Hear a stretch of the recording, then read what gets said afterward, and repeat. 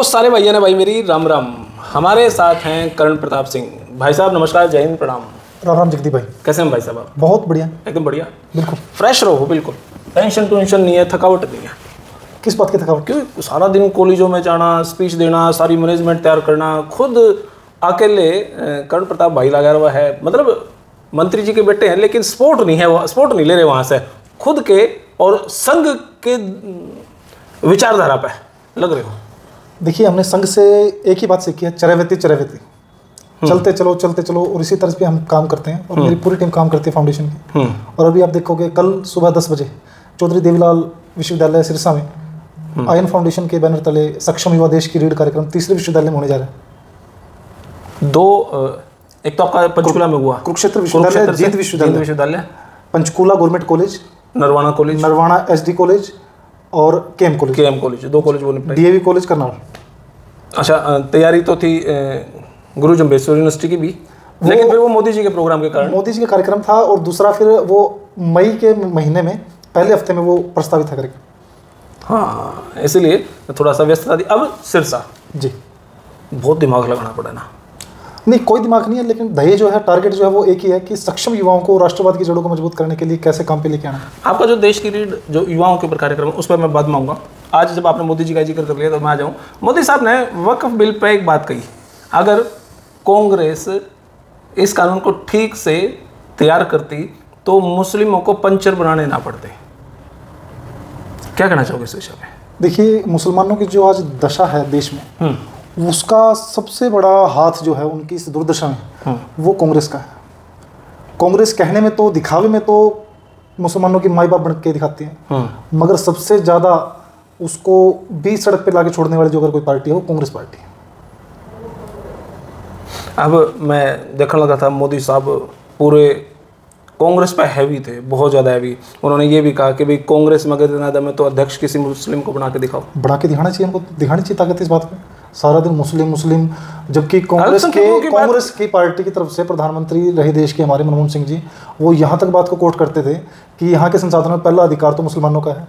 फिर कांग्रेस अगर मुसलमानों के अधिकारों की रक्षा करने का दिखावा करने वाली इंदिरा गांधी 18 दिसंबर 1975 के अंदर संविधान के अंदर, जबकि बाबा साहब ने ये कहा था, आज बाबा साहब जी का जयंती है, जन्मदिन है, उनको भी मैं याद करता हूँ आपके चैनल के माध्यम से। और बाबा साहब ने तो यहाँ तक बात कही थी पंडित नेहरू को, जब उन्होंने कैबिनेट के अंदर 5 मंत्री मुसलमानों के लेने की बात कही थी, तो उन्होंने कहा था कि जब धर्म के आधार पर देश का बंटवारा हो चुका तो फिर 5 मुसलमानों को क्यों हम इसमें जगह दे रहे हैं।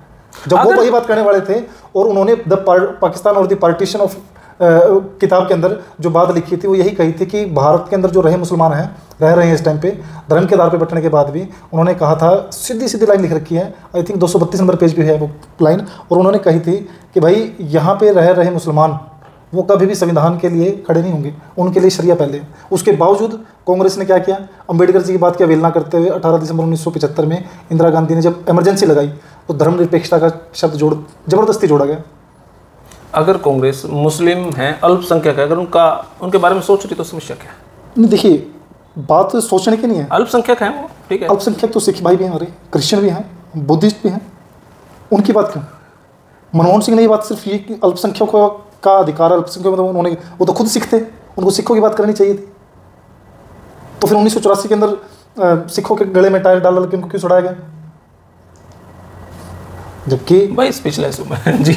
जबकि इंदिरा की मौत तो किसी एक पर्टिकुलर एक ग्रुप ने करवाई थी ना, उसमें सभी देश के सिख तो शामिल नहीं थे, लेकिन समूचे सिख समुदाय को किस प्रकार उनके केस काटे गए, किस प्रकार जुल्म जाते हैं उस टाइम पे। अभी जगदीश टाइटलर को अभी सजा हुई है ना थोड़े दिन पहले। भारतीय जनता पार्टी गुणगान से ज़्यादा काम करने में विश्वास रखती है, और इस बात को माननीय मोदी जी बखूबी समझते हैं। और आज आप देखिए, मुसलमानों के हित की बात करते हुए उन्होंने वक्फ के अंदर ऐसे संशोधन किए हैं जहाँ पे मुस्लिम महिलाओं के अधिकार की बात रखी गई है। तफुर राणा जो गिरफ्तार किया भाजपा ने, नहीं इंडिया ने, क्या कहूँ मैं पता कुछ कहूँगा तो फिर आप उसका कुछ और बनाओगे। तफुर राणा को जो गिरफ्तार किया है उसके बारे में क्या कहना चाहेंगे? कांग्रेस में भी कहीं ना कहीं ये लग रहा है जैसे कि थोड़ा सा वो भाजपा के ऊपर ज़्यादा अग्रेसिव है। मैं पहले एक बात कहना चाहूँगा इस बात पे कि कांग्रेस का हमेशा से पाकिस्तान प्रेम अलग अलग टाइम पे अलग अलग मुद्दों पे दिखाई देता है। तोफर राणा के पर भी आप कुछ ऐसा समझ सकते हैं। और फैक्ट्स की मैं बात बताता हूँ। ये मामला शुरुआत होती है 1997 में, जब तोफर राणा रिटायर्ड होकर के पाकिस्तान आर्मी से, पाकिस्तान आर्मी में मेडिकल ऑफिसर थे वो, वहाँ से रिटायरमेंट होकर के फिर वो कनाडा की नागरिकता लेते हैं आईएसआई की सोची समझी साजिश के तहत। और फिर कनाडा की नागरिकता के बाद फिर वो वहाँ पे अपनी कंपनी खोलते हैं, और उस कंपनी में डेविड हेडली जो अंग्रेजी नाम रखता है, उससे पहले उसका मुस्लिम नाम था।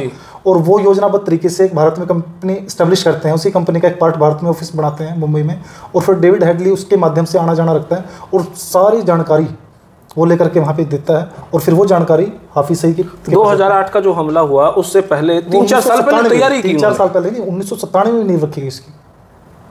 आप देखिए 2008 का जो हमला हुआ, डेविड हेडली ने सारे रिकॉर्ड्स कि कहाँ पे मुंबई में गैदरिंग ज़्यादा होती है, तो ये 250 के लगभग जो आदमी जो 166 जो अदर कंट्री 166 आदमियों की 166 हमारे नागरिकों की मौत हुई थी, जिसमें 142 भारतीय थे, बाकी विदेशी थे। उनके पासपोर्ट देख के मारा। जिस अमेरिका का नागरिकता लेकर के डेविड हेडली और वहाँ पे रह रहे थे, कंपनी चला रहे थे, उसी अमेरिका के पासपोर्ट देख करके इनकी तो फितरत ये रही है पाकिस्तानियों की कि जिस थाली में खाएंगे उसी में छेद करेंगे, पीठ पे छुरा घोंपने की।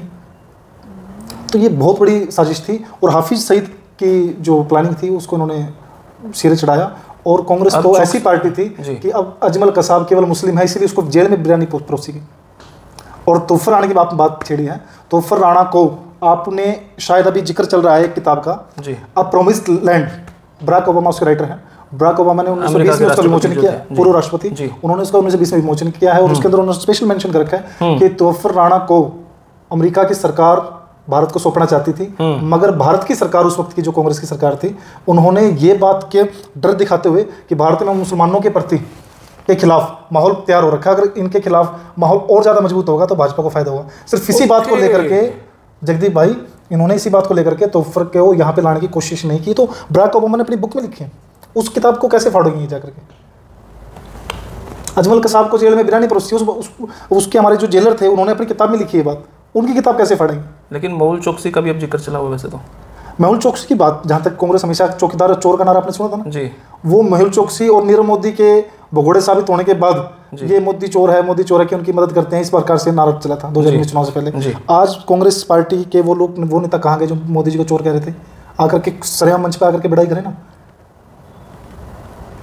लेकिन पकड़ा तो वो दूसरे देश में, बेल्जियम में पकड़े गए हैं, वो पकड़े तो बेल्जियम के एंटीगुआ में पकड़े गए हैं। और भारत की हमारी सीबीआई ब्रांच ने उनको प्रेशराइज किया, उनसे निवेदन किया कि आपकी मोदी जी की जो फॉरेन पॉलिसीज हैं जयशंकर जी की, ये उसका नतीजा है कि तोफर राणा को भारत लाया गया। और ये जो मेहुल चोकसी की आप बात कर रहे हैं, ये भी हमारी एजेंसी की पब्लिक डोमिनियन की मैं बात कर रहा हूँ, कोई अपनी तरफ से लाग लपेट वाली बात नहीं जगदीप भाई। क्या बात है। तो अभी अगर मैं ये बहुत सारी बातें होगी, मैं आपके विषय पे आ जाता हूँ। आपने 5-6 कॉलेज यूनिवर्सिटी में प्रोग्राम कर लिया, आप चल रहे हो कि भाई हमने विदेश नहीं जाना चाहिए, बिजनेस एम्पायर के लिए तो अलग बात है, लेकिन डोंकी स्टाइल से नहीं जाना चाहिए। बिल्कुल, खुद का पासपोर्ट भी आपने इसी चक्कर में नहीं बनवाया। चांस थे मेरे पास, फॉरेन स्टडी के लिए चांस थे। बल्कि मैं किसी दोस्तों से बात कर रहा था कि भाई करण प्रताप सिंह विदेश में जाने के खिलाफ है जो डोंकी स्टाइल से जमा है, तो कुछ दोस्त बोले भाई ये तो कहने की बात है। फिर मैंने पता चला कि आपने तो पासपोर्ट ही नहीं बनवाया, नहीं मंत्री के बेटे हो बना तो। विदेश में भी नेपाल गया हूँ मैं 2012 में, वो भी संघ का कार्यक्रम था, सरहद को प्रणाम। उस कार्यक्रम में हमें जिम्मेवारी दी गई थी विद्यार्थी परिषद के कार्यकर्ताओं या बॉर्डर के एरिया में जाकर के, गांव में जाकर के आप सर्वे करो। राष्ट्रपति जी को, उस टाइम की प्रतिभा पाटिल जी राष्ट्रपति थे, उनको हमने को रिपोर्ट देनी थी, और सरहद को प्रणाम मुझे याद है, बजरंग दल, विश्व हिंदू परिषद, अखिल भारतीय विद्यार्थी परिषद, इन सभी कार्यकर्ताओं की जिम्मेवारी लगी थी कि आप जाकर के रिपोर्ट बना करके लेके आइए। तो उस नाते से हम नेपाल बॉर्डर पे गए, तो वो नेपाल बॉर्डर पे कोई पासपोर्ट नहीं लगता था। तो 2012 की बात मैं बताता हूँ, जनवरी की, तब हम साथियों के साथ गए थे, फर्स्ट टाइम। बस उसके बाद आज तक नेपाल भी नहीं।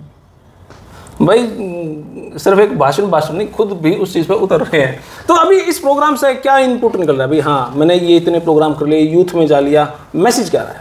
पहला कार्यक्रम की मैं बात आपको संज्ञान में लेके आता हूँ। कुरुक्षेत्र विश्वविद्यालय में कार्यक्रम किया, शाहबाद से एक युवा साथी चल करके आता है कार्यक्रम को देखने के लिए। मेरे एमएन कॉलेज का छात्र था वो, और वो वापस जाते टाइम अपना पासपोर्ट वापस उठा करके ले जाता है IELTS सेंटर से। ये बड़ा बदलाव है। और घर जाकर के अपने माता पिता से बात करवाता है कि मैंने करण प्रताप सिंह का कार्यक्रम सुना, सक्षम युवा देश की रेड, वहाँ पे प्ले देखा, और वहाँ पे उपस्थित गणमान्यों के भाषण सुने। तो उसका इतना बदलाव आया कि वो कुरुक्षेत्र से शाहबाद 22-23 किलोमीटर की दूरी पे है, 15-20 मिनट का रास्ता है। उसका 15-20 मिनट के अंदर माइंड चेंज हुआ। मैं घंटों की बात नहीं कर रहा, ये अचीवमेंट करण प्रताप सिंह की और उसकी इन्फॉर्मेशन की टीम की। दूसरी मैं अचीवमेंट बताता हूँ कि आज बहुत बड़े स्तर के लोग प्रोफेसर्स हैं, जजेस लोग भी है, डॉक्टर्स हैं, अप्रिशिएट करते हैं इस कार्यक्रम को, क्योंकि जिसको ये कार्यक्रम सुनने को मिलता है। क्योंकि देखिए ये मुद्दा मात्र नहीं है, ये ऐसी जटिल समस्या है जिसके ऊपर काम हमें करना पड़ेगा। मैंने लास्ट टाइम भी आपको कहा था कि अभी नहीं तो कभी नहीं। आज मौका है इसके ऊपर चोट करने का, और हमने करवाई, और हमने कभी उसको भुनाने का काम नहीं किया अभी तक। आज मैं भाषण के माध्यम से मुझे कहनी पड़ती है कि हमने नशे के खिलाफ हमने अभियान चलाया, और उसका रिजल्ट आया कि 5500 करोड़ से ज़्यादा का ड्रग पेडलर्स का डिस्ट्रॉय करवाया हमने। दूसरी बात हमने करी कि डंकी रूट्स के ऊपर कानून बनवाने की बात करी। तीसरी बात हमने गन कल्चर को प्रमोट करने वाले ऐसे कलाकारों के ऊपर कटिंग करवाने की बात करी, और इन सभी मुद्दों की बात करी। अभी हमारी टारगेट है कि सारा खेल मानसिकता का है, कि ऐसी मानसिकता संकीर्ण होती जा रही है कि हमारा मातृभूमि तो छोड़ो, हमारे जो माता पिता हैं हम उनसे भी दूर होते जा रहे हैं। आज अकेला अकेला बच्चा विदेशों में जाकर के रहता है, पीछे से माँ की डेथ होती है, पिता की डेथ होती है, तो वीडियो कॉल पर उनको संस्कार करवाते हैं। इतनी संकीर्ण सोच, जिसने हमें पैदा किया, पढ़ा, पोसा, बड़ा किया, सारे जीवन खून पसीना करके रखा माता पिता ने, उसके संस्कार अंत्येष्टि भी नहीं हम कर पा रहे। ऐसी सोच होगी, पैसा ही सब कुछ हो गया। जबकि पैसा तो आप डिलीवरी बॉय की आप जॉब वहाँ करना चाहते हो, डिलीवरी पिज्जा हट तो हमारे यहाँ भी है। आप पिज्जा हट वहाँ पे किसी और पे काम करोगे, आप जितने पैसे खर्च करके वहाँ जा रहे हो उतने आप अपना खुद का ब्रांड तैयार कर सकते हो पिज्जा का। मैंने खुद अपना एक श्री कृष्ण शांति एक्वासिस के नाम से अपना पानी का ब्रांड बना रखा है। बड़े स्मॉल स्केल पे मैंने स्टार्ट किया था, और आज 50 से ज़्यादा लोगों को मैं रोजगार दे चुका हूँ। अब मैं देख रहा हूँ, मैं कल ही आपके बारे में सोच रहा था, मैं भी करण प्रताप सिंह किस तरीके से अपना सिस्टम तैयार कर रहे हैं। यूथ के हिसाब से कॉलेजों में मिल रहे हैं, यूनिवर्सिटी में मिल रहे हैं, प्रोफेसर लेक्चरर से मिल रहे हैं। आप जो इन्फ्लुएंसर हैं, जो जिसको हरियाणा और देश मानता है, योगेश्वर दत्त है, उनसे मिले, विकास कालू कुडल भाई है, विकास कुमार से मिले, मासूम शर्मा का भी मैसेज आता है बेदी साहब को धन्यवाद करने का, और संतों से भी आप मिल रहे हैं, जो बालाजी धाम है हांसी में, उनसे भी आप मिले। बिल्कुल जी। अब किन किन का टारगेट है, किन किन को आप पकड़ रहे हैं? वो अच्छा, जिन जिन से आप अब मिले, वो जब बंद कमरों में बात होती है तो क्या बात होती है? वैसे तो बंद कमरे में हो ही नहीं रही बात, जहाँ भी जाते हो मेरा कैमरा साथ ही निकल पड़ता है आपके साथ। तो रिस्पॉन्स क्या लग रहा है? रिस्पॉन्स बड़ा ज़बरदस्त है। जिससे भी मैं जाकर के इस विषय पे बात करता हूँ तो सभी को लगता नहीं, होना भी चाहिए कि इस मुद्दे के ऊपर, इस जटिल समस्या के ऊपर प्रहार होना ही चाहिए। और उसके लिए मैं निकलता हूँ तो एक ही टारगेट लेकर के चलता हूँ कि ये विषय सभी के दिमाग तक, दिल तक घर करे। क्योंकि ये आज आपकी और मेरी समस्या नहीं है। वो कहते हैं ना कि भगत सिंह पैदा तो दूसरे घर में होना चाहिए, दूसरे घर में। लेकिन ये जब आदमी के ऊपर खुद वो समस्या बीतती है तब आदमी को पता चलता है। तो आज हर घर की कहानी हुई, तभी तो हर आदमी एकदम से इंटरेक्ट होता है हमारे मुद्दे के ऊपर। और जिन जिन से मिला, कालू कुडल भाई से मिला, मैं बड़ा अच्छी गौशाला में देख के आया, उनका बड़ा अच्छा योजना उनकी है। योगेश्वर भाई से मिला, उनकी कितनी अच्छी अकेडमी हमने देखी। बिल्कुल। हमने बालाजी धाम हांसी में जाकर के देखी, कितना बढ़िया वो युवाओं को लेकर के बात करते हैं। हमारे पढ़े लिखे संत हैं और सनातन की परंपराओं की जड़ों को मजबूत करने का भी काम कर रहे हैं। हम गोपालाचार्य जी की बात करते हैं, जिन्होंने शुद्ध देसी गाय के शुद्ध देसी घी से हवन यज्ञ करते हैं। उससे पहले का वो मीटर तय कर देखते हैं, उसके हवन के बाद का ऑक्सीजन मीटर देखते हैं। तो वो कितना अच्छा काम कर रहे हैं। डॉक्टर कावेरी चौहान जी की मैं बात करना चाहता हूँ, इंटरनेशनल साइकोलॉजिस्ट हैं, मधुबन में कार्यरत हैं, जिन्होंने साइकोलॉजिस्ट के विषय को मेरे से डिस्कस किया और मैं आज उस मुद्दे के ऊपर काम कर रहा हूँ। मुझे उनकी बात से याद आया कि मनोवैज्ञानिक जो चिकित्सा का विषय है, मानसिक स्वास्थ्य का विषय, ये कंपलसरी करवाने के लिए हमने सिग्नेचर कैंपेन चला रखा है। और हर एक आदमी इसके ऊपर हमारी मुद्दे पे सहमति दे रहा है। और मैं तो आशा करता हूँ कि जब ये पूरे 12 अगस्त को जब हम इस कार्यक्रम का समापन करेंगे और उसके बाद मैं केंद्रीय गृह मंत्री, हमारे राज्यपाल और हमारे आदरणीय मुख्यमंत्री जी को जब रिपोर्ट सौंपूंगा, सिग्नेचर जितने भी होंगे, तो वो निश्चित तौर पे इस पर अपनी सहमति जताएंगे। और जिस प्रकार उन्होंने हमारे ज्ञापन की लाज पहले रखी, नशे के ऊपर वाले की, चाहे गन कल्चर वाले की, चाहे डंकी रूट वाले की, इसी प्रकार हमारे चौथे इस विषय को लेकर के भी वो संगीनता से विचार करेंगे। और साइकोलॉजिस्ट वाला जो मैं लेक्चर सोच रहा हूँ, वो विषय ये मैं नहीं, पूरे सर्व समाज की समस्या है। मानसिक स्वास्थ्य में काम होना ही चाहिए। क्योंकि बहुत सी ऐसी घटनाएं जगदीप भाई कि जहाँ पे 13 साल का बच्चा अपने बाप को जिंदा जला देता है। हमारे युवा जिनके हाथ पैर सलामत, चलो किसी का हाथ नहीं है, पैर नहीं है, वो तो चलो भीख मांग रहा है, कुछ भी कर रहे हैं, लेकिन सही सलामत हाथ पैर वाले बच्चे स्नैचिंग कर रहे हैं, सिर्फ स्मैक के लिए, पीने के लिए, ड्रग्स के लिए। तो ये मानसिकता का खेल है सर, और कोई नहीं। क्रिमिनल रिकॉर्ड में आप देखिए, जब ये मानसिक स्वास्थ्य का विषय लागू होगा, आप उसके विदिन 5 ईयर आप देखेंगे रिजल्ट कि 50% की गिरावट सीधे सीधे क्रिमिनल रिकॉर्ड में भारत में आएगी। तो आप इस मुहिम में आपने बहुत योगदान दिया जगदीप भाई, आपका मैं आभारी हूँ कि आपने इस विषय को समझा और इस विषय को समय समय पे आप क्योंकि चैनल के माध्यम से रखते हैं। क्योंकि मैं भी इस पे यूं ही लगाऊं ना, क्योंकि आप कोई बिजनेस तो इससे कर नहीं रहे, कोई बिजनेस एम्पायर तो खड़ा कर नहीं रहे, तो आप लग रहे हैं तो साथ में मैं भी लगा रहता हूँ। ठीक है, जगदीप जी कुछ इस प्रकार से हम कह सकते हैं, वो कहते हैं ना कि हमारे तिरंगा सिर्फ हवा के बलबूते नहीं लहराता। जो हमारे शहीद नौजवान सैनिक हैं, उन्होंने अपनी आत्मा फूंक रखी है, अपना बलिदान दे रखा था, वो लहराता है। तो कर्ण प्रताप सिंह अकेला इस बात पे नहीं चल रहा कि ये मुद्दा समाज में स्थापित होना चाहिए। आप जैसे भाई बंद हौसला देते हैं इस विषय के ऊपर, तब जाकर के ये मुद्दा स्पीड पकड़ रहे हैं जी। और ये संघ की शिक्षाएं हैं। मैं फिर कहता हूँ, संघ को शब्दों में बयान करना बहुत मुश्किल है। कट्टर संघी नहीं, संघ ने देखो हमेशा कट्टर संघी तो वो एक बात होती है कि पर्टिकुलर विचारधारा की बात है। संघ ने हमेशा राष्ट्रवाद की जड़ों को मजबूत किया, और मेरे जैसे नौजवान सैनिक के तौर पे अगर हम देखें, नौजवान साथी के तौर पे आप देखें तो भगत सिंह जी कितने आयु में शहीद हुए? 23 साल। स्वामी विवेकानंद जी ने संसार कब छोड़ा? 39 साल की आयु में। गंगू वाल्मीकि जी 36 साल की आयु में।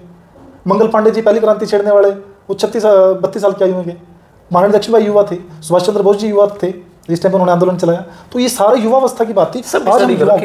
स्टडी जरूरी है क्योंकि हमारा देश युवाओं का देश है ना जी। आज मैंने हर बार मैं कहता हूँ कि ये जो हमारी सबसे बड़ी ताकत युवा है, कहीं एक सबसे बड़ी कमजोरी ना बन जाए, ये डर है कहीं ना कहीं। इसके लिए देखो सरकार कुछ नहीं कर सकती, सरकार योजना ला सकती है, इंप्लीमेंट करवाना सामाजिक कार्यकर्ताओं की जिम्मेवारी।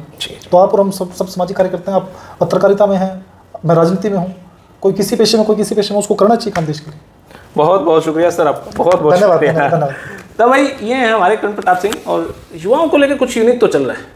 अब इसका रिजल्ट कितने दिन में आपने दिखेगा, आपके घर या दस्तक कब तक पहुंचेगी, कब माँ बाप को होगा कि हमारे बालक में सुधार है, ऐसे ही कुछ जुड़ी जानकारियों के लिए करते रहेंगे काम। आपने वीडियो किसी लगी कमेंट बॉक्स में राय दे। तब तक ले धन्यवाद। बात करने की।